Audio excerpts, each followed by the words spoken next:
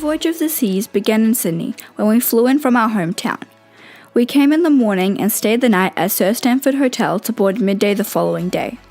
After boarding, the ship set sail at 6 p.m. that night. We spent the next 2 days at sea getting to know the boat. We enjoyed some shows, restaurants, and all the other countless activities. Our first stop was the Isle of Pines in New Caledonia. We spent the day exploring, swimming, and snorkeling. The next day we were surrounded by beautiful seas heading to Fiji. We extended our familiarity with the ship and most of all relaxed. When we arrived, we spent very brief time at LAUTOKA and went to the Ulala tour straight away.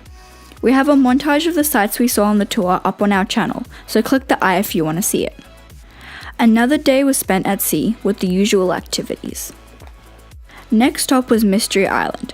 We participated in advanced snorkeling and explored the island. We have a video up on this stop as well.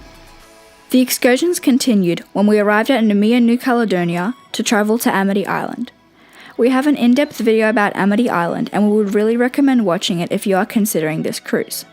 We really enjoyed the short travel time on the bus to the small boat dock back to the ship.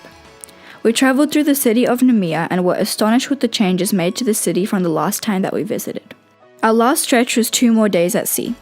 Our relaxing was interrupted by a cyclone causing very rough seas. Nevertheless, we didn't let that ruin our last days of paradise. Our holiday came to a close when we arrived back at Sydney. We went from the cruise terminal straight back to the domestic airport to fly home. As much as we were sad to see our holiday end, nothing feels better than coming home to family.